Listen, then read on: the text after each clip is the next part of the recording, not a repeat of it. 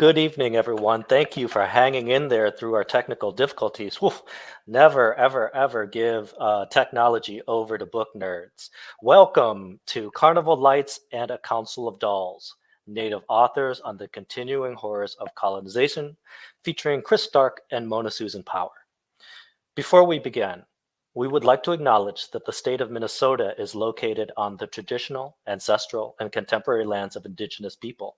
The loft and open book are built within the homelands of the Dakota people. The loft recognizes the original peoples of this place and affirms tribal sovereignty.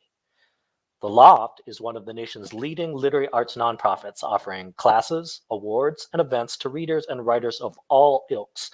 Please visit our website for more on what we do for readers and writers, www.loft.org. We want to thank those of you who are Loft members. You make programs like tonight's happen. If you're not yet a member, please consider becoming one. I think there's a teal button or something on that screen where you can push that and get more information. If you want to deal with that later, go to loft.org and look up being a member. We would appreciate your support.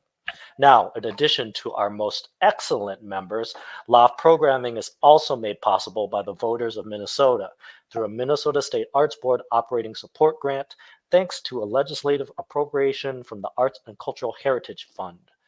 Major funding is provided by the Amazon Literary Partnership, Patrick and Amy Butler Foundation, Jerome Foundation, McKnight Foundation, Target, and again, the generous support of Loft members.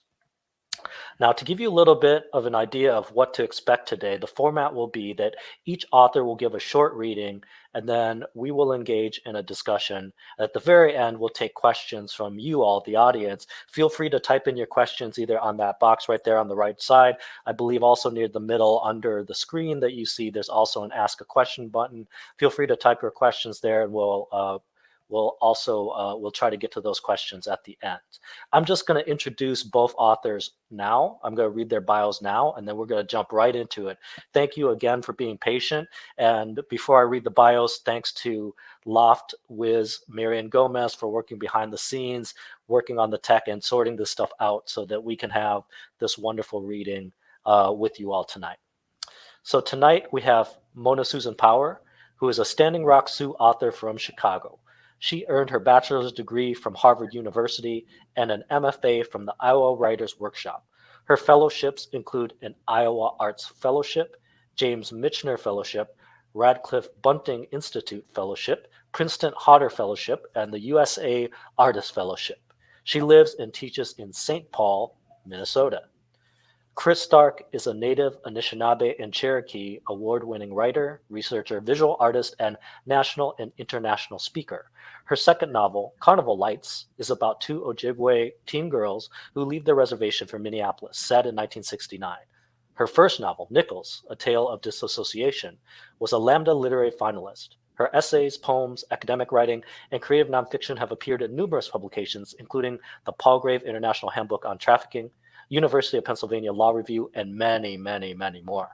Primary research she conducted with Native women survivors of prostitution and trafficking on the ships in Duluth, Minnesota, is included in her article, quote, Strategies to Restore Justice for Sex-Trafficked Native Women. She is also co-author and co-researcher of Evidence of Survivor, Agency, and Researcher Collaboration, an example of an emerging model of survivor well-being.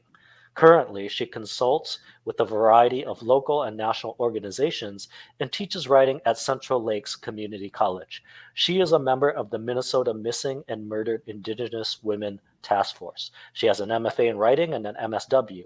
For more information, visit christinestark.com. Thank you all so much for being here tonight, and please please join me in welcoming Chris Stark and Mona Susan Power. Hi, everyone. I want to express deep gratitude to Bao Phi and Marian Gomez and everyone at the Loft Literary Center who made this event possible. And of course, all of you for joining us here tonight and hanging in there with our tech issues. And I'm always honored to share a platform with Chris. I'm a major fan of her powerful new novel, and I really hope that you'll check it out. So I'm reading today from my recently completed novel titled A Council of Dolls, which focuses on 3 generations of Yanktonai Dakota girls and the dolls they manifest in times of great challenge. The novel is loosely inspired by family experiences, though mostly fictional.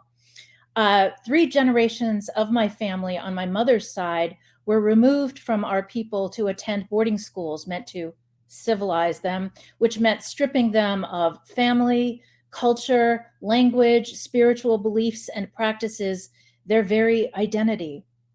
My great-grandmother, Nellie Gates, daughter of Chief Matonupa, Chief Two Bear, a remarkable beadwork artist, was taken to a Catholic boarding school in St. Joseph, Missouri, when she was 7 years old. This was around circa 1861, and she was kept there until the age of 18.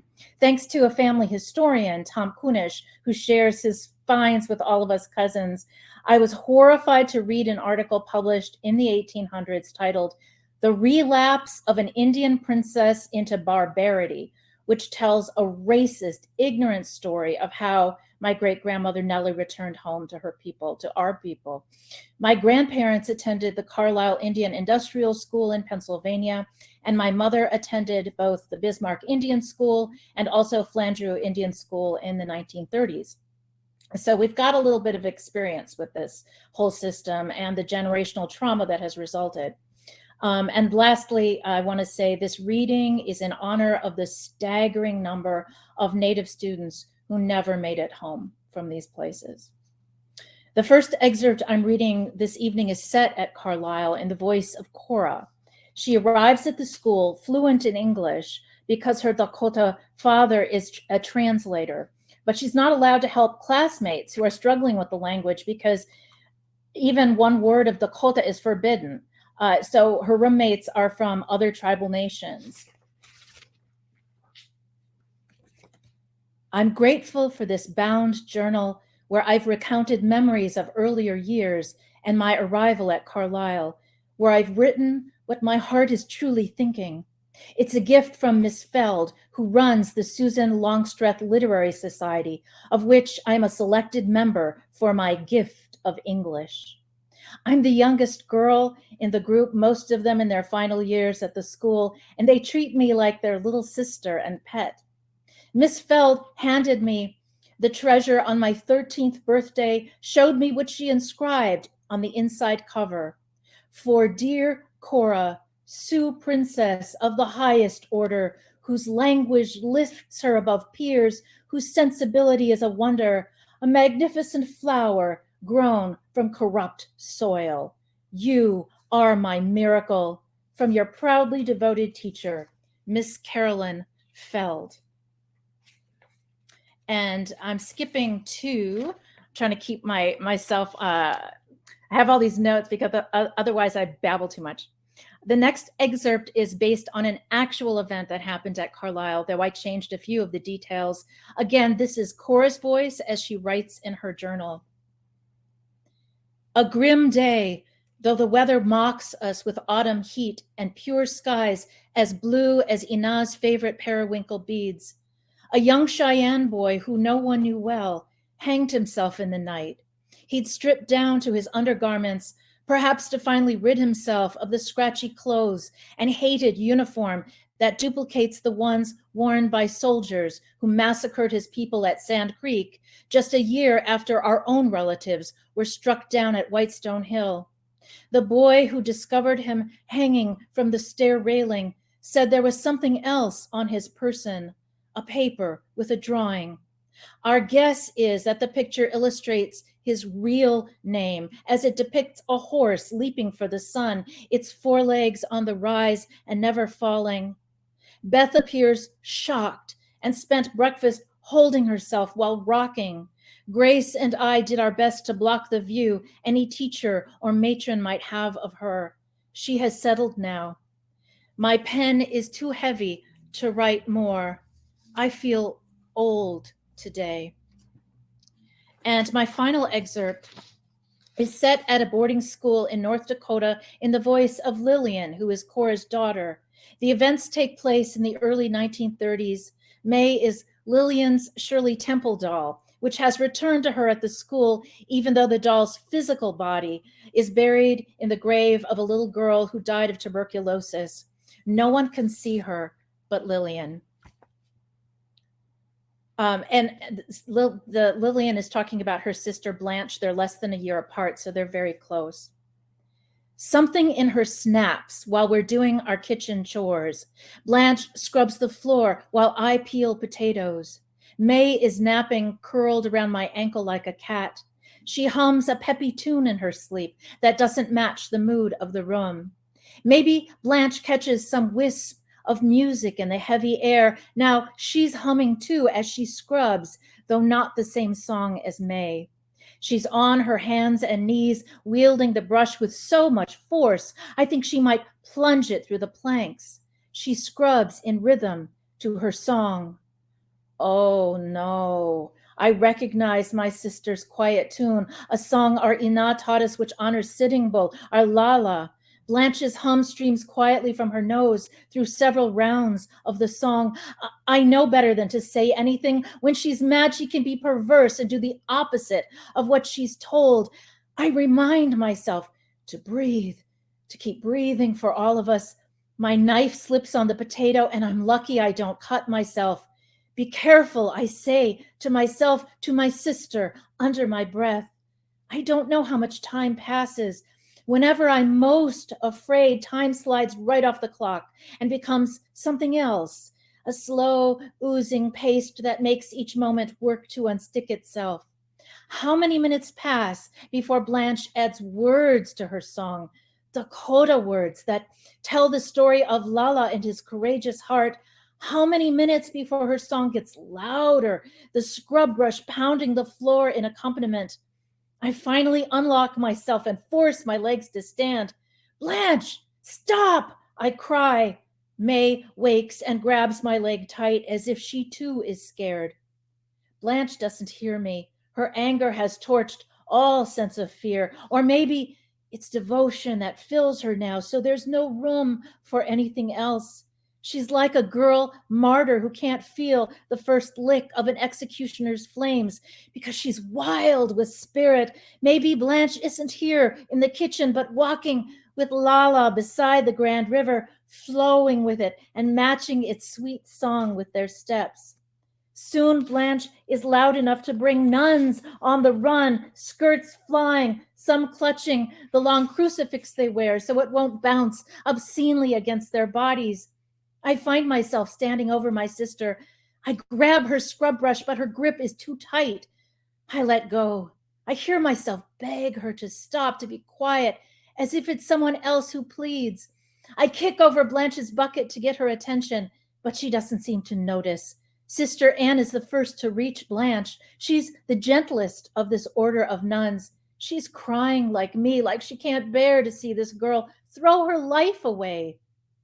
When Blanche sings louder, Sister Anne tries to stuff a dish towel in her mouth, but Blanche is too quick. She's on her feet, dashing past. She can sing and race around the room at the same time. She leaps onto a chair, and from the chair onto the massive table. She kicks the potatoes I was peeling onto the floor. She breaks so many rules at once, beginning with the use of our language. I'm ready to faint. This feels a bit like the end of the world. Some part of me says, that's crazy. Why should a girl singing in a kitchen be the end of the world? Nuns pile on top of my sister and I can't see her anymore. Sometimes her song is muffled, but she must be biting the sister's hands because the song always breaks through again, defiant as any warrior's battle cry. I'm shaking so hard I can barely stand, and it's May who comes to my rescue. She can't seem to do anything to help Blanche, but is determined to keep me safe. She raises her hand in the air and waves it at me. I reach down, and as soon as we clasp hands, the magic takes over. May and I become weightless beings who can float on air. We rise up, passing the table and the massive stove, higher than the windows, so high our heads gently bump the ceiling and we rest against it like carnival balloons. We have a bird's eye view of the skirmish. My sister is covered with nuns. the way ants swarm a beetle trapped on its back or crows peck apart a downed squirrel. I can't tell if she's still singing because there's a roar in my ears as if the Grand River has flooded its banks and is about to smash through the kitchen. My emotions are flat in this weightless space and can't upset me. All I can do is watch. Sister Frances is trying to thrust soap in Blanche's mouth, her homemade industrial soap that can burn for days. But Blanche is a thrashing buffalo spirit no one can subdue. The nun points, commands. Sister Bernard is heating water in a cauldron. Not too hot, Sister Frances must order, since it doesn't take long. She bends over the cauldron, working the soap with her hands in the heated water. What is she doing, I wonder? May works out the puzzle ahead of me. Soap, soup, she chirps like what is happening is a game.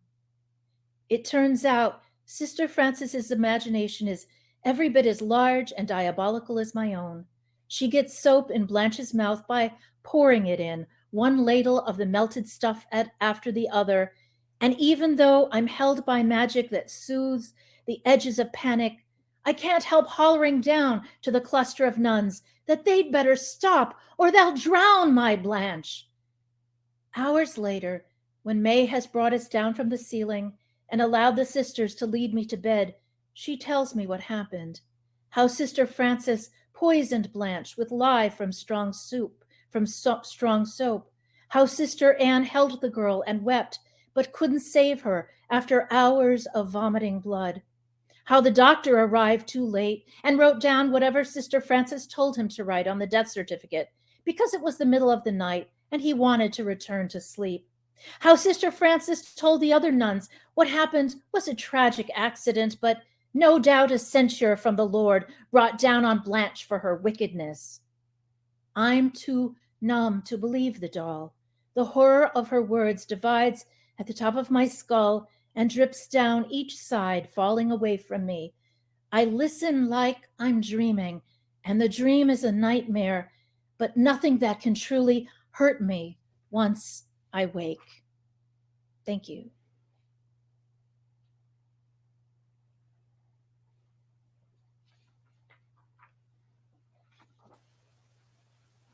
Great, thank you so much. Chris, are you ready? Mm-hmm. Yeah, thank you, Mona. Thank you to the Loft and Bao and Marion for all the work they've put into this. And thanks to everyone for taking time out this evening to listen to us. And, you know, it's just always such a honor to do anything with Mona. She's one of my favorite authors and has been one of my favorite authors for decades. So, of course, it's really a big thrill for me to be able to do this with her. And I can't wait for your book to come out. It's incredible. So I'm going to read a few excerpts from Carnival Lights. And the book is, as Bob said, two Ojibwe cousins leave the fictitious reservation in northern Minnesota for Minneapolis. And they have an auntie named M, who I excerpted as well. And they're throughout the course of the book, they're separated and in different places, and they're not sure where they are. The girls are not sure where M is, and M is not sure where the girls are. So, village of Park Point, August 3rd, 1860. The carnival came to town, but not until after the Indian bones were excavated. Under the red beam of the Minnesota Point Lighthouse, cast by a fourth-order Fresnel lens and illuminated by a kerosene lamp, a motley assortment of Finnish, German, and French men wielding spades and pickaxes broke joints, cracked femurs, shattered fingers, and split the skulls of those buried long before Europeans set foot on the shores of the westernmost tip of Gitchigami. A former John Jacob Astor agent, in concert with the acting mayor of the unincorporated town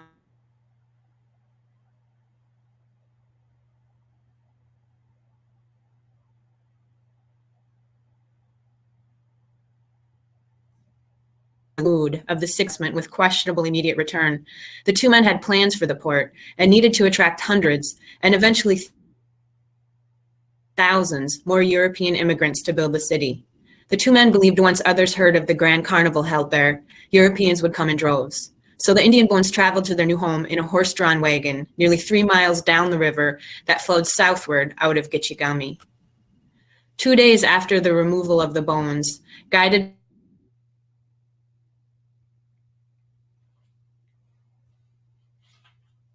by the large metal wheel that hitched to a horse directly across from a wooden bench, such that as the horse walked in circles, patrons rode the bench for 4 spins a penny around a 15-foot wide path. Called the Sweetheart Ride, it was the center attraction for the first ever carnival on a spit of land overlooking Gitchigami.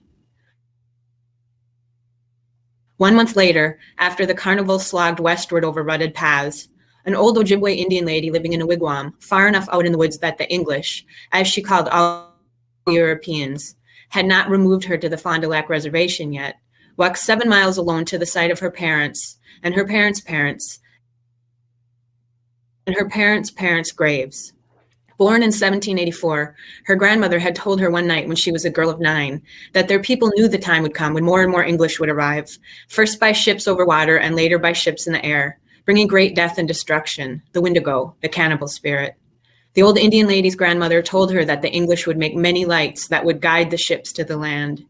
One day there would be so many lights they would no longer see the stars and barely know the difference between day and night. All those lights, the old woman added, would make it hard for the Indians to see the star people, our guardians and guides, and slowly we will lose our ways. Their lights will steal our people. The old Ojibwe lady, then just a girl, stepped outside the wigwam to look at the star people, hundreds of bright lights in the black sky. Her dog, Animush, stood watch at the edge of the clearing. The moon hung full, just over the tops of the bare tree branches, their leaves the size of beaver ears. She couldn't imagine it, what her grandmother said about not being able to see the old ones. She bit a piece of maple tree candy her Nokomis had given her and slipped inside the wigwam, nestling into the warmth of her grandmother's belly and the beaver pelts they slept in. So now we're gonna jump forward, and the girls, Cher and Chris, are just arrived into Minneapolis, and they were immediately targeted by a couple of men at the bus station. Minneapolis, August 1969. The girls ran into the dark street. The pack slapped against Cher's back. In here, she pulled Kristen down a narrow brick alley. A cat ran off. Cher cut behind a garbage can, lost her footing, and slid into a pile of bulky garbage bags. Kristen tumbled behind her. The girls froze like the statue game they used to play. It smelled like fish and sour milk. Footsteps approached. Cher peered between the cans and reached back reflexively to touch Kristen's lips. The well-dressed man stepped into the alley, stopped, and then continued down the sidewalk. Cher watched the street, and Kristen watched her, her head low. The girls did not move. Another man trotted by from the direction of the bus depot. Cher thought, but could not be sure, that it was the second man. After he passed the alley, Cher looked at Kristen and lifted her eyebrows as if to say, "Who knows?" When the girls were babies, their grandmother pinched their lips to teach them silence. The girls knew how to be still, not make any sound, thoughtful even of their breathing, until their grandmother found them flat on the floor, beneath the homemade horsehair stuffed mattress, or under the work shelf in the basement over which their grandmother had draped an old wool blanket to hide them from the white lady social workers who came looking to steal Indian children. The girls stayed in the alley for some time, occasionally glancing behind them where the alley doglegged to the right. A silence rose up around them, split by sirens and the squeals of wheels. Anxiety rose in Chris. She rested her head on Cher's calf. Cher smoothed her cousin's hair and kept watch, breathing through her mouth to minimize the smell, wanting to spit, but afraid of the noise that would make. Time stilled. The moon edged west. Voices drifted down the alley. Cher hunched, found a crack she could peer through, and then locked her body in that position. Chris buried her head in Cher's legs. The voices neared. The depot man stopped and looked down the alley. "Look down there?" "No need," the well-dressed man said. "I would have seen them turn into it." The second man stared down the alley. "They're gone, for now. One's Indian, maybe both." "We'll find them," the well-dressed man said. "Can't hide on these streets forever." And this is a little later in the book. And it's Virginia, Minnesota, July 1969. And this is their auntie, who they haven't seen in a few years.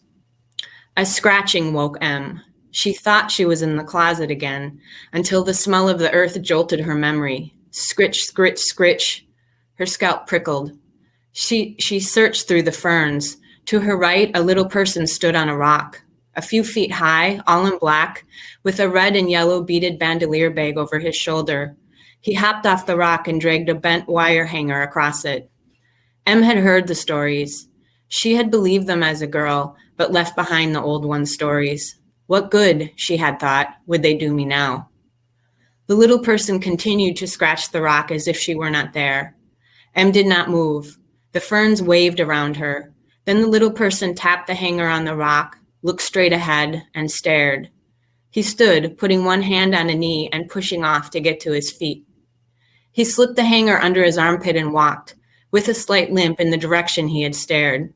Em did not move. He disappeared into the undergrowth. Still, Em did not move. Seeing him frightened, enlivened, and shocked her. Because she had turned away from the old ones, from their ways, her common sense had dulled. She should have known to follow him. She should have understood his cues, but she did not. Then the little person appeared in front of her, bent over sideways. He looked into her eyes. He turned, still bent, and crossed her sight again, continuing south, the direction he'd stared earlier. As he pushed apart the ferns again, Em realized what to do. She scrambled after him. Although he was only a few feet tall and limped, he moved swiftly. Em's body did not work right, but she kept up. She made enough noise to wake a bear. They went that way for a while until he cut up to the right and then went down a slope. Em lost her footing, slid down the slope, and at the bottom, she saw it, a lake. He hopped into it, wetting just his moccasins. He turned to watch the girl splash her face with water so clean, the rose, tan, and bone-colored granules could be seen on the sandy bottom. The little person stood, his hurt leg bent at the knee, and stared southwest into the trees. Once he knew she'd seen him, he set off northeast into the forest. The ferns swallowed him whole. Em reveled in the water and silky sand. She drank and bathed and splashed. Laughter burst out of her body, giving sound to the joy of being alive, of gratitude for having her most basic physical needs met, the way the old ones had thanked the spirits for food, for water, for life. Em splashed. Li-li-li, she sang to the trees, the water, the animals. Em put her lips to the lake and drank, her body moving further and further from death with each mouthful of water. She cleansed her hair and body. Crouched in the water, she remembered what the old ones taught. Women are the carriers of water. Women are the protectors of water. She settled herself, focused on the water singing with the rocks, the rustling of small animals, the caws and shrieks and stealth of those that hunted. One more drink, one more splash, and then she set out in the direction the little person told her to go, her faith in the old ways returning, running through her veins as water runs through the earth. Now I'm going to just finish up here, and we're back with the girls, and this is towards the end of the book. About the last quarter of the book is set at the Minnesota State Fair. St. Paul, Minnesota, August 1969. The girls passed between a 3-story high wooden statue of a Pilgrim woman outside Minnesota Territorial Pioneers Hall and the shuttered booth of Wendell R. Anderson, your next governor. America the Beautiful blared through a speaker from Wendell's booth. The tinny sound of the song and its relentless repetition pushed the girls across the street to a lit-up sign the size of a living room wall that read, "Welcome to the Minnesota State Fair, the largest fair in the world. 322 acres of fun and fascination, nearly 1 million visitors each year." A black and white photograph of past and current board members was featured beneath the words. 12 smiling white men in short-sleeved dress shirts and ties surrounded an elderly white woman holding a blue ribbon and a pie. The photograph had been snapped in 1952, the year the board shipped in a V-2 Nazi rocket, displaying it at that year's fair on a plot of open land behind the oldest French fry stand at the fair. "The man," Chris said, looking at the photo on the sign. "Yeah," Cher said, "a bunch of them, and I want some of that pie." The girls laughed from their bellies, now concave. Included in the photograph was one D.T. Grusendorf, past president of the Minnesota State Fair Board, Duluth City Council member, and Duluth Area Forestry County agent. His personal crown jewel was his 1959 execution of a grand vision he had of a 26-foot-high, gold-colored fiberglass and weatherproof plastic component Neptune statue to celebrate Duluth's recent designation as a foreign trade zone, which would bring in thousands of ocean-going ships. The Roman god of the sea held a trident in one hand and a replica of the first modern ocean ship to pass through the canal in Duluth after the opening of the St. Lawrence Seaway. Grusendorf was behind the push to relocate Neptune to Canal Park in Duluth. Mayor E. Clifford Mork exclaimed it would be a tremendous tourist attraction for the city. Arriving in October of 1959, the statue stood for 4 years a few yards west from the 1860 carnival. Pockmarked by stones thrown by residents, one day the torch used by city employees to remove the statue from its base for cleaning ignited the King of the Sea. The magnificent vision by the mayor and a city council member of Neptune welcoming foreign ships to the shores of Duluth went up in flames, leaving just a pile of ash. The enormous statue burned in 5 minutes due to its insides being filled with paper mache. The girls sat on a curb with a bucket of fries and a Coke. Faces merged into each other in the dark, lit up by the lights from the caramel apple carts, root beer stands, pretzel booths, foot-long hot dog booths, and the grandstand that read, State Fair Grandstand, live shows daily. Hey, Chris nudged Cher, pointing her lips towards a group of Indians in bell-bottom jeans. Sue, I bet. Cher nodded, absorbed by the food, her stomach releasing a nod of hunger. What are we going to do? Kristen asked, her mouth full of French fries. Find a place to sleep. Cher shifted her boots on the pavement.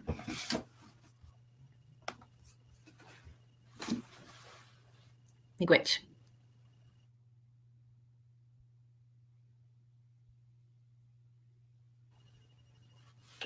To both of you, that was really wonderful and powerful. And very quickly before we start into the discussion, again, thank you all who are tuning in with us this evening. As a friend of mine once said, the internet is a very large place. You could be any multitude of places now receiving images and sounds via satellite magic, but you are choosing to be here with us, and so we appreciate it so much. So the first question I have for both of you, and again, thank you so much for that, those powerful readings, is obviously the writing process for both of you, writing in general, it takes a long time, it takes a lot of research, and obviously the work that you read from, you've both been working on for a while. But what happens when these issues pop up in kind of like the mainstream consciousness, that has to do with your work? For instance, the discovery of the horrific discovery of remains of school children, the continued, missing Indigenous women, and kind of like the neglect of that.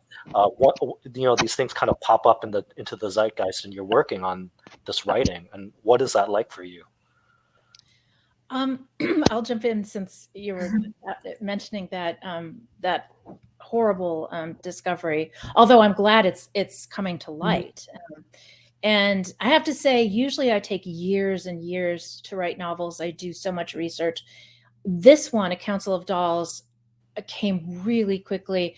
I was intending to, I had broken my arm, and once I could start typing again with both hands, I was intending to go back to a novel I've been working on for years. But something tapped me to write this one, and I wrote it in 4 months. Didn't have to do too much research because I was drawing so much from family experience. And about a week after I finished it, the story broke about that discovery at Kamloops, a residential school in Canada. And for me, I have to say, I used to be wary about talking about this publicly, but a lot of my process, or all of my process, is I feel spiritual. I feel very much guided by ancestors. I always asking them for their help and their guidance. And so I don't feel like choose my subjects. And I felt like I was told, do this one now, tell this story now. And I listened, and I'm very glad that I did, even though it was rugged. But I do want to say, because the pieces I read were really sorrowful, sad. The book isn't trauma from beginning to end. It is about generational trauma, but it's also very much about healing. So, yeah.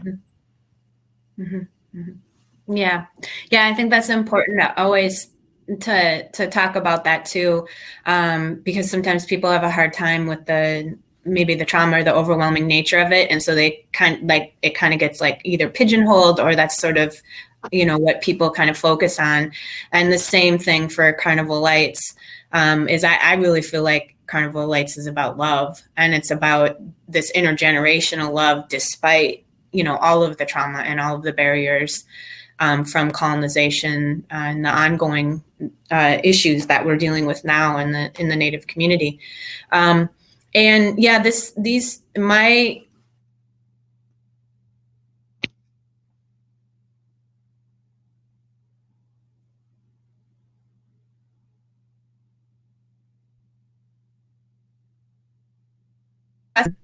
I know exercise in Florida when I was in graduate school writing program. And the professor said, you have a responsibility to these characters to turn this into a book. And, you know, it went on for 20 years, and there was many years where there was just silence, and I would just sit with this book with my computer open and nothing would come to me. I don't have the experience of like, you know, now this is gonna, you know, I wait for it to come to me. It's like a co-creation. That's kind of how it feels to me. And I agree with you about, you know, what we call creativity for me is really spirituality. You know, that's what spirituality is. I think what people are referring to as creativity. And so when it, you know, it just kind of kept dragging its feet, and I started to have a little bit of despair, because I do very much feel a connection and responsibility to the story. And then I just said, you know, this is going to happen when it happens. And then, you know, as you were talking about, Bao, with all of these things that have come out, it kind of seemed to me like this was the time for this book to come forward with maybe more awareness about these issues, and hopefully our books can be part of, you know, a small part of the healing and justice around these issues.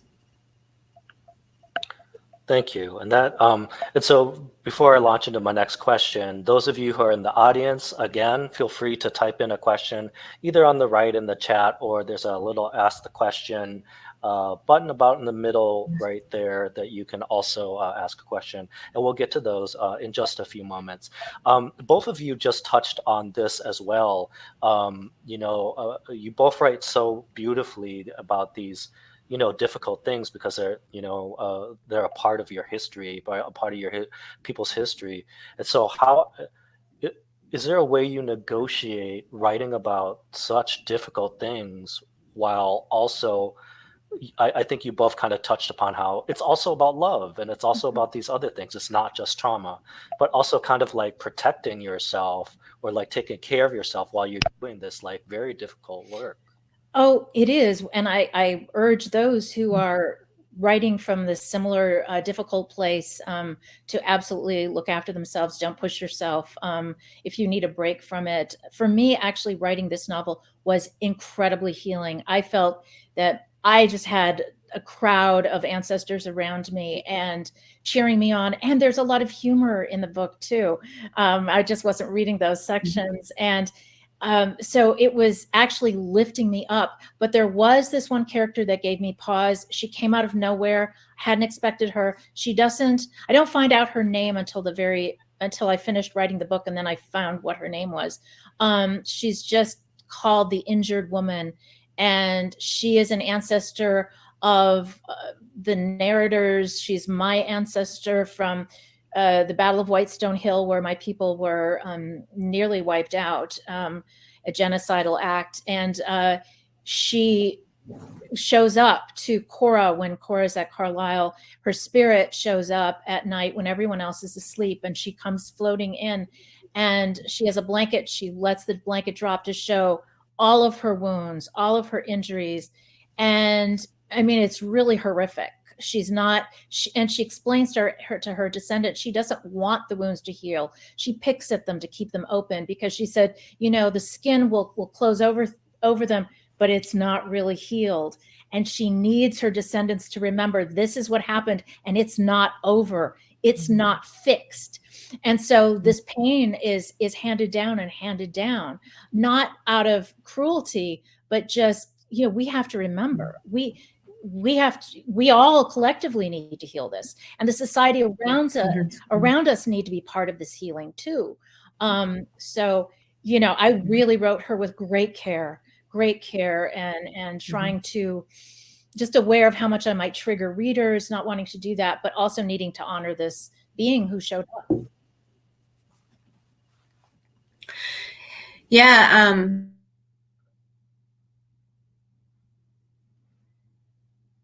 One of the characters a few years ago, I thought I was done with the book, well, probably 10 years ago. And I was actually just getting ready to send it off and like just about to hit the send button. And it was just like this whole character just came like downloaded with his story. And I was just typing as fast as I could to get everything down about this character. And then I sobbed for a week. I sobbed like pretty much all day over this story. And so, it's very profound experience. It's very profound. I feel like I want to get teary-eyed right now, because I don't always fully understand it. I could probably pass tobacco to some elders to have a better understanding, and I should probably do that. But that's my experience of it. They're very real to me. Not like I, don't understand the difference between characters in a book, or, you know what I mean? But they're very real to me. And I have a great deal of love and compassion for the characters. And, the book has levity, the book has fun, the book has connection, the book has healing, the book has love. And there are some sections of the book where I write about, a violence that happened to men and women in the book. And I think about that, like what you're talking about, Mona. And for me, I wonder how the readers might experience that, or maybe even wonder about me or something. But writing down, not gratuitously graphic, but writing down what actually happened to me is honoring. It's honoring that character, but it's honoring so many of us who have gone through those kinds of violent violations.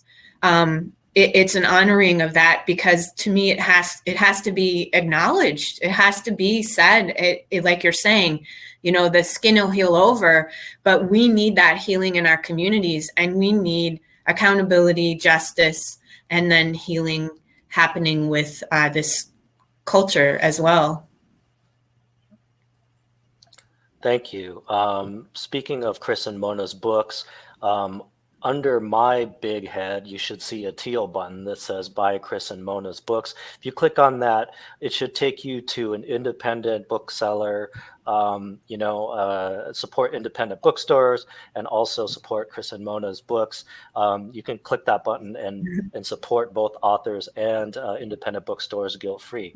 So my last question for the two of you before we go to the audience is, so speaking of like healing and inspiration and that, during these times, what authors or artists, what Native American Indian, Native American Indigenous artists, writers, poets, musicians, actors, whatever, do you two, go to like either like, find healing or laughter, or maybe what are just some Indigenous artists that we should all know about and pay attention to?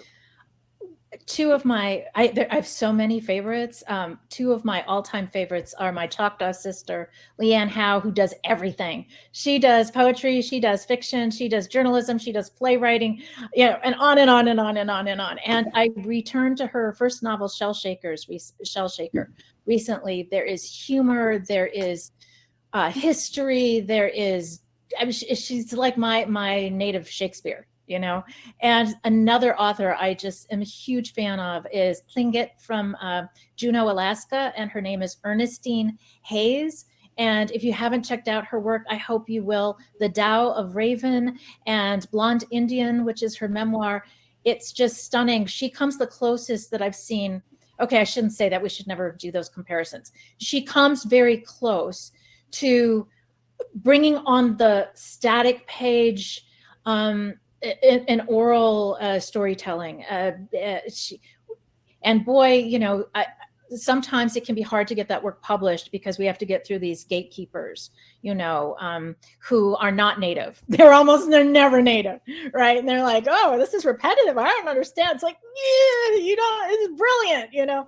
And then there's all these new young ones coming up. It's so exciting. Like Kelly Jo Ford. And I always have a hard time remembering the names, and forgive me, but just, if you just Google Native American authors, man, there's a whole bunch of great new talents that are being published, and it's so exciting. Yeah. It's a very exciting time. I mean, you know, Res Dogs, of course, is great. One I love Mona's books, The Grass Dancer. I'm always giving that to people for gifts. You know, such wonderful writing, and of course, you know, Louise Erdrich and Hyde Erdrich. Of course, one of my favorite books is The Turquoise Ledge by Leslie Marmon Stilko, and when I read that book, it's very similar to me in ceremony. It's just this meditative, like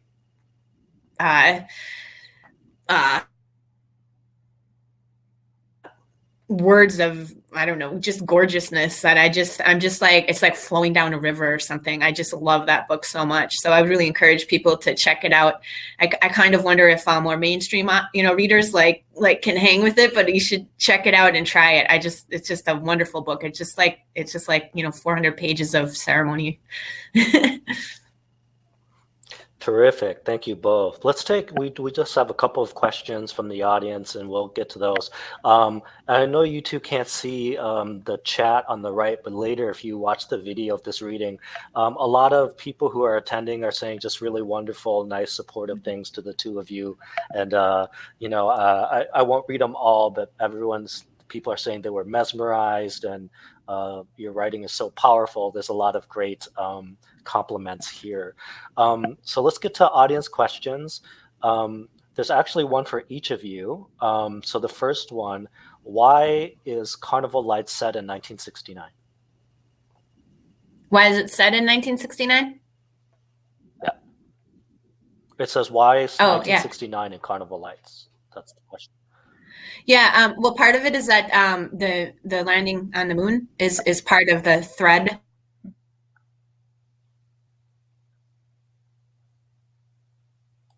So I wanted to have it right after that.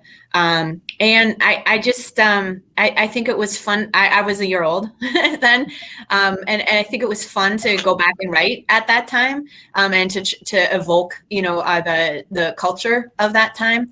And there's also some reasons, like some connections for me with some of my family members, that was an important time. And it's kind of also a personal honoring on my part of them.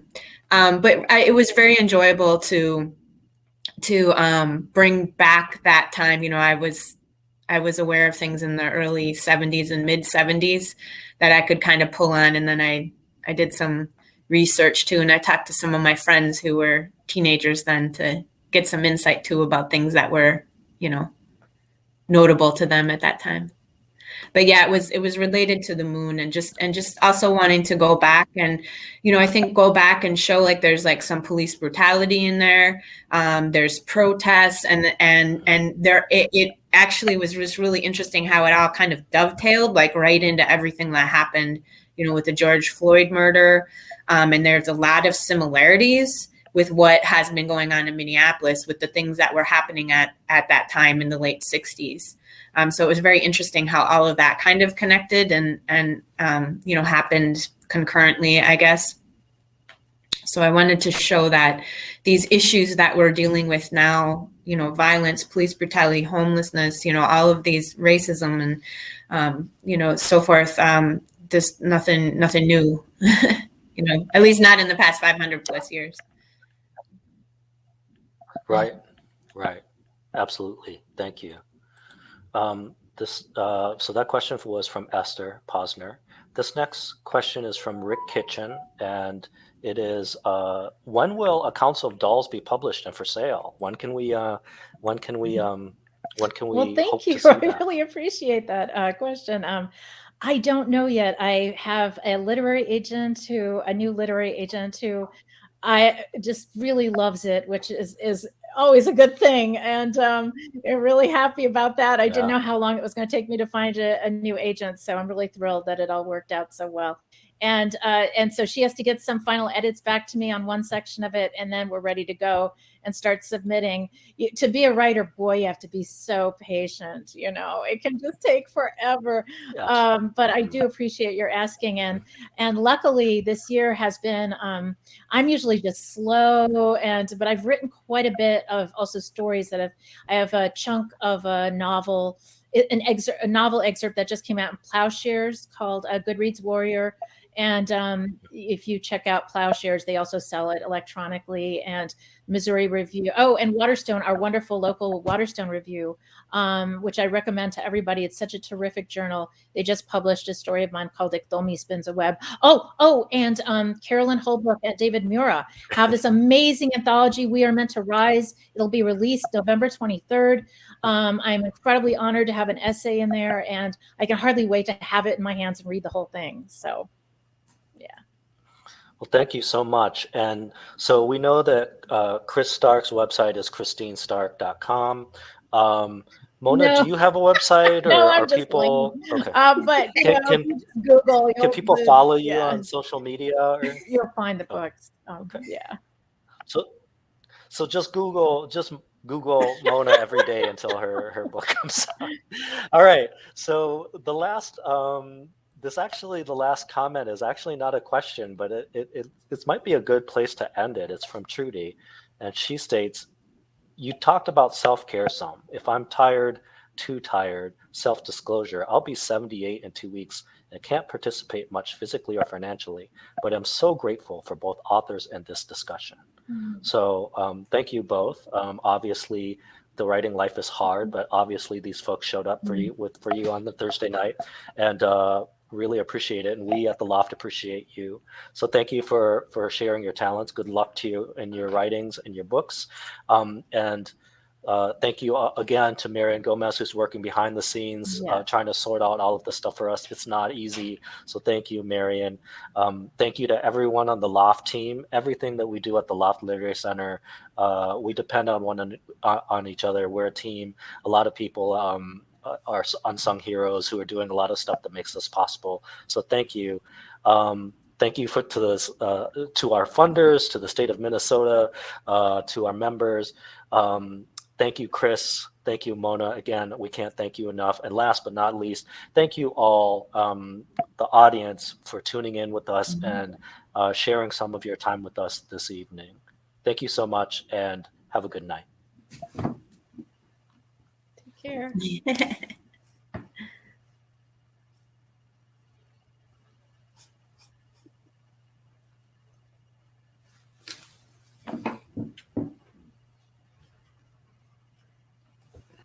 Cool. So thanks, Mona. Bye. Thanks, Marian. Bye.